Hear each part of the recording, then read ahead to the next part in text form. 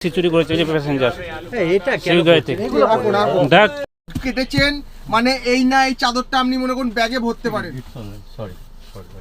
লাভ যে BJP legal সেলের convener মিনময় Majumdar আজকে কোনো এক ট্রেনে সেখানে চাদর চুরি করতে গিয়ে ধরা পড়েছে। বা আমার ব্যাগ থেকে কোনো কিছু চাদর বেরোচ্ছে, প্যাকেট বেরোচ্ছে, জামা কাপড় বেরোচ্ছে, এ বিষয়েও ভিডিওতে কিছু দেখা যায়নি।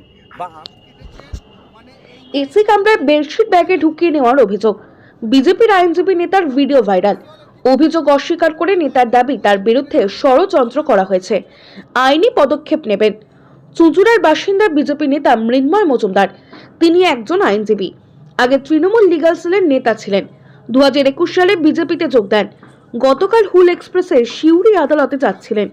সেই ট্রেনের একটি ভিডিও ভাইরাল হয়েছে, যেখানে ট্রেনের যাত্রীদের যে বেডশিট দেওয়া হয় সেই বেডশিট তিনি নিয়ে ব্যাগে ঢুকিয়ে নেন বলে অভিযোগ ওঠে। আর এই নিয়ে তৃণমূল হুগলি শ্রীরামপুর সাংগঠনিক জেলা সভাপতি অরিন্দম গোয়েন বলেন, চিন্তা করুন, একজন বিজেপি নেতা আইনজীবী বেডশিট চুরি করে ধরা পড়েছেন। এই বিজেপি ক্ষমতায় এলে কি করবে? লাভ যে বিজেপি লিগাল সেলের কনভেনার মিনময় মজুমদার, যিনি আজকে কোনো এক ট্রেনে সেখানে চাদর চুরি করতে গিয়ে ধরা পড়েছে।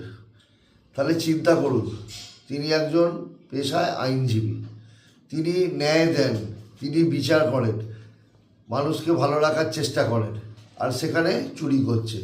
এটা বিজেপির এটা ধর্ম, বিজেপির এটা কর্ম। বিজেপির নেতারা এখনও তারা ক্ষমতায় আসেনি, এখনই তারা শুরু করে দিয়েছে এই চুরি। তাহলে এরপর যদি এরা সরকারে আসে এই পশ্চিম বাংলায়, তাহলে কি হতে পারে এনাদের দেখেই তাহলে দেখুন, এই থেকেই আপনারা বুঝে নিন যে এখন। মৃন্ময় জানান, এরকম অভিযোগ সম্পূর্ণ মিথ্যে, তার বিরুদ্ধে রাজনৈতিকভাবে ষড়যন্ত্র করা হচ্ছে, তিনি আইনি পদক্ষেপ নেবেন। গতকাল আমি আমার প্রফেশনাল কাজে ব্যান্ডেল থেকে সিউড়ি হুল এক্সপ্রেস করে যাচ্ছিলাম। তো এই আপনার ঠিক বোলপুর জাস্ট ট্রেনটা ছাড়ার পরে আমি বাথরুমে যাই। বাথরুম থেকে বেরোয়ার পথে আমাকে 4-5 জন লোক ট্রেন থেকে ধাক্কা মেরে ফেলে দেওয়ার চেষ্টা করে। আমি বুদ্ধি করে দ্রুততার সাথে আমি কামরার মধ্যে ঢুকে যাই। এই আমার সিটে যখন আমি বসে পড়ি, তার ঠিক 25-30 মিনিট বাদে হবে, আমি খবরের কাগজ পড়ছিলাম, তখন আমার পিছনে সিটের দিকে বাদিকে 4-5 জন লোক একজন 55 বছর বয়সী লোককে অকথ্য ভাষায় ব্যবহার করে অসম্মান করছিল, বাজে কথা বলছিল। আমি তখন 5-6 মিনিট হয়ে যাওয়ার পরে বললাম, দাদা একটু আস্তে কথা বলুন।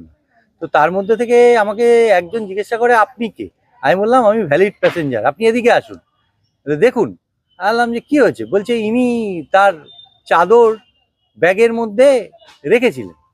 আমি দাদা কিছু দেখিও নি, আমি কিছু জানিও না, তা আমি এর ব্যাপারে কিছু বলতে পারবো না। আপনাকে শুধু আমি অনুরোধ করছি, আপনি আস্তে কথা বলুন।